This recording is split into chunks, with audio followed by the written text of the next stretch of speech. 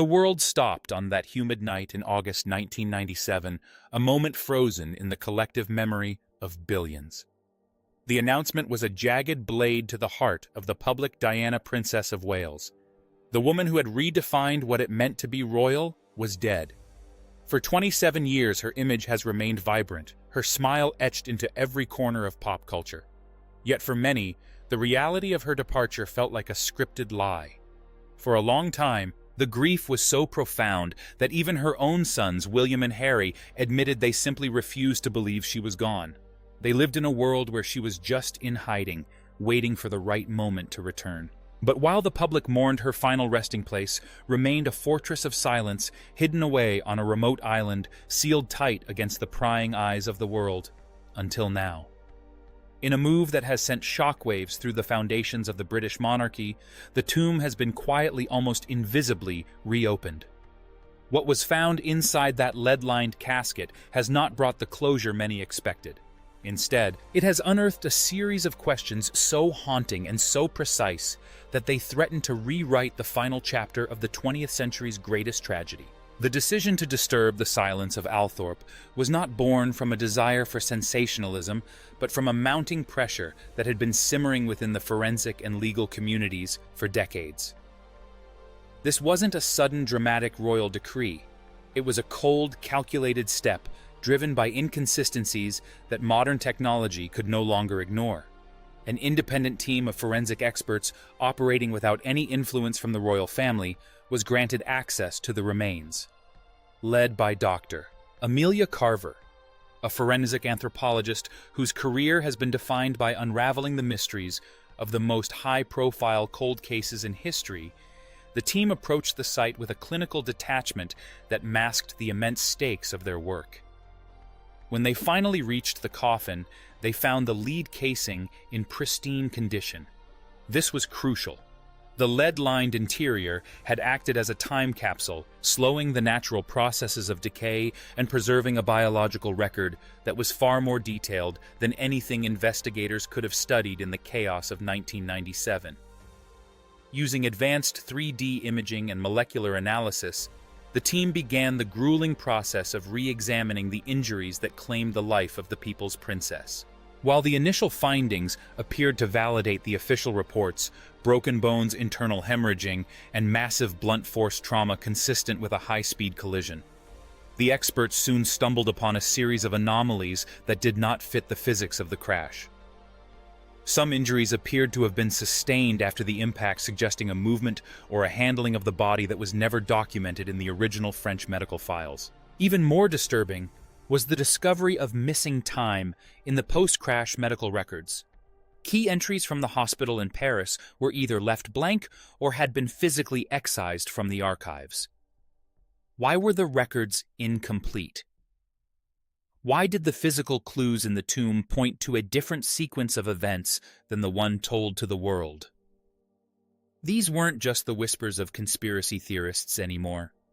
These were physical, tangible red flags sitting on a laboratory table, staring back at scientists who are trained to know that in a crime scene, the body never lies. But the physical remains were only half of the discovery. Deep within the lead casket, tucked away as if for a final journey, were items that the public was never meant to know existed. These weren't just jewels, they were pieces of a broken heart. Among the tokens was a small, elegantly crafted jewelry box. Inside, folded with a precision that suggested a desperate need for protection, was a fragile, yellowed piece of paper. The handwriting was unmistakable, the flowing, emotional script of Diana herself. While the full contents of this final letter remain a closely guarded secret, those who have glimpsed its words describe a woman living in a state of absolute, paralyzing isolation. In the final months of her life, despite being the most photographed woman on the planet, Diana felt utterly invisible to the people who held the levers of power. She was a woman trying to rebuild a life out of the wreckage of a royal divorce, traveling the world on humanitarian missions, and finding a brief, flickering hope in her relationship with Dodi Fayed. But beneath the glamour was a woman who was exhausted, raw, and terrified. The note in the box was a silent scream, a trace of evidence left behind by a woman who knew her time was running out. She believed she was being targeted, and she even named a fear that would later become a chilling reality. She predicted an accident in her car. Whether this was a moment of paranoia or a terrifying prophecy, the letter serves as a haunting testament to the pressure she was under. The tokens buried with her offered an even deeper glimpse into her private world. Clutched in her hands was a gold locket containing tiny photographs of William and Harry. This locket wasn't just a piece of jewelry. It was a symbol of the only thing she truly fought for, the safety and the warmth of her sons kept far away from the cold clinical formality of the institution she had married into. There was also a small crystal charm engraved with the words, "Always believe." For a woman who had been betrayed by her husband, hounded by the press, and isolated by her peers, this charm was her quiet rebellion. It was a whisper of hope in a life that had become a storm. Diana had always wanted to be the queen of people's hearts, and even in the grave she held onto the symbols of that desire. The choice of her burial place was itself a masterpiece of strategic planning. When she died, her brother Charles Spencer was faced with a logistical nightmare. He knew that a royal tomb in a public church would become a site of chaos, potentially disturbed by those who couldn't let her go. He needed somewhere safe, private, and impenetrable. He chose the oval lake at the Althorpe estate, an island surrounded by water and ancient trees. For the funeral, a bridge was constructed to carry her to her rest, and the moment she was interred, that bridge was removed. The water acts as a barrier, a muddy natural moat that ensures no one can get close. The path to the island is lined with 36 oak trees, one for every year of her life, planted by the very people who loved and in some cases failed her. It was a sanctuary of peace, yet the reopening of the tomb proves that peace is often a fragile illusion when the truth remains buried. To understand why these new findings are so explosive, one must revisit the shadows of Operation Paget and the theories that have refused to die. Mohammed Al-Fayed, the father of Dodi, spent the rest of his life insisting that the crash was no accident. He claimed Diana was pregnant and that she and Dodi were on the verge of announcing a marriage that would have sent the British establishment into a tailspin. He pointed fingers at the highest levels of the government and the royal family, suggesting a conspiracy of silence that involved M1I6 and the CIA. While the official inquiry in 2008 dismissed these claims, the forensic re-examination has brought them back to the surface. Why was her body embalmed so quickly in Paris? Conspiracy theorists suggest it was to mask pregnancy hormones, while hospital staff claimed it was a matter of preserving her dignity on a sweltering French summer day. Yet the forensic team noted that embryonic tissue analysis, even decades later, could still yield secrets if the preservation was as startling as one mortuary worker claimed. The mystery of that night in Paris only deepens when you look at the clock. The ambulance took an hour and 40 minutes to travel just a few miles to the hospital. In the French stay-and-play system, doctors prioritize stabilization on site, but the delays that night were extreme. Why did the ambulance pull over near the Gare d'Austerlitz for 20 minutes when the princess's life was hanging by a thread? Why wasn't she taken to the closer Hotel Dieu hospital? These logistical gaps have fueled decades of suspicion, and the forensic finding of post-impact handling only adds to the dread. Then there is the matter of the white Fiat Uno. Paint traces on the Mercedes proved there was contact with another vehicle in the tunnel, yet the car and its driver were never found. When James Anderson, a photographer rumored to have intelligence ties, and the owner of a similar Fiat was found dead in a burned-out car in 2000, the coincidence felt like a punch to the gut for those seeking the truth. Perhaps the most chilling aspect of the entire tragedy is the lack of a single frame of CCTV footage.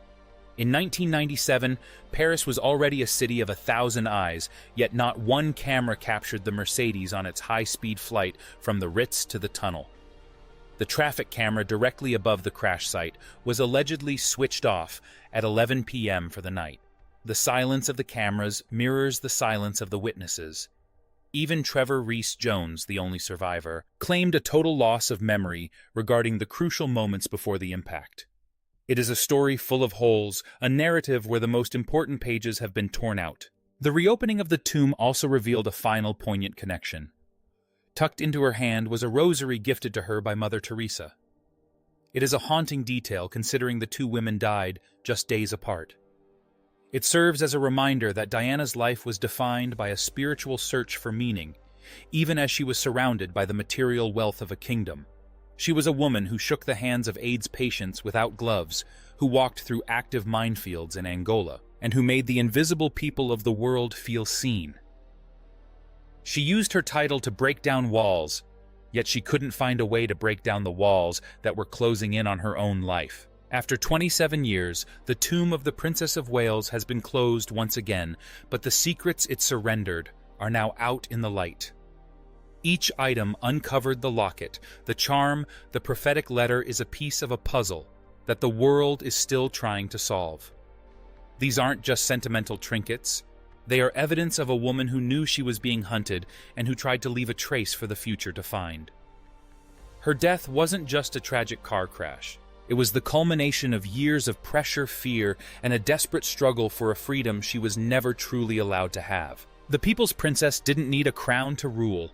She ruled through her heart, and it is that heart that continues to beat in the questions that remain.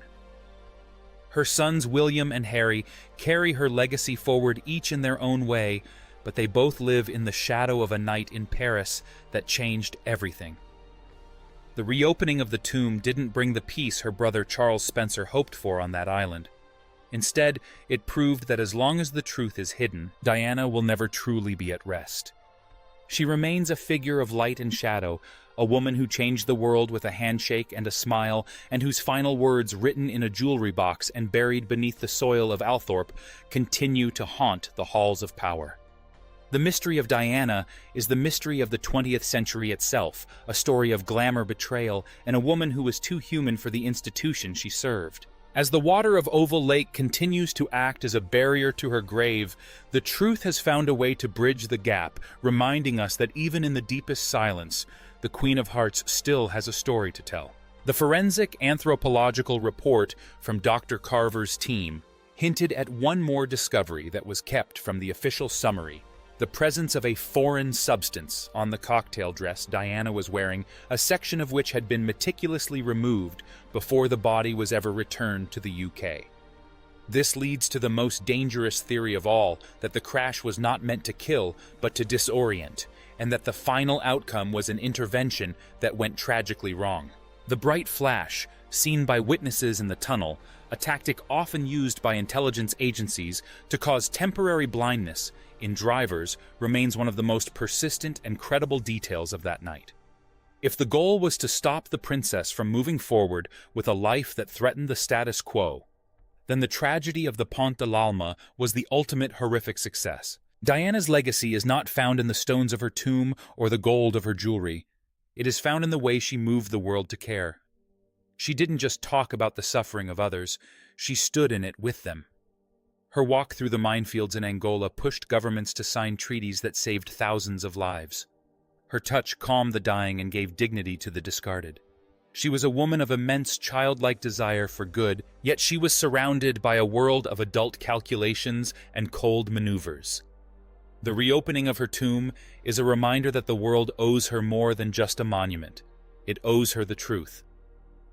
As we look back at those 27 years, we see a woman who was running out of time and who knew it. She tried to warn us, she tried to leave her trace, and now finally, we are beginning to listen. The story of Princess Diana is a tragedy of fear and pressure. But it is also a story of a woman who refused to be silenced, even by the grave. She remains the people's princess, a title that no royal decree can ever take away, and her voice, whispered through the tokens and letters found in her tomb, will continue to echo as long as there are those willing to seek the light in the darkness. The silence of Althorpe has been broken, and the world will never look at that island the same way again. The light that went out in Paris has been refueled by the search for truth, and Diana's spirit clutched in that gold locket, with the photos of her boys, remains the heartbeat of a nation that still wonders, what if? Her story is a testament to the power of a single life to change the world, and her final resting place, though sealed once more, remains a sanctuary for a truth that is finally slowly beginning to surface. Only time will tell if the questions unearthed will ever be fully answered. But until then, Diana remains where she always was, at the very center of our hearts. A mystery, a legend, and a woman who simply wanted to be loved.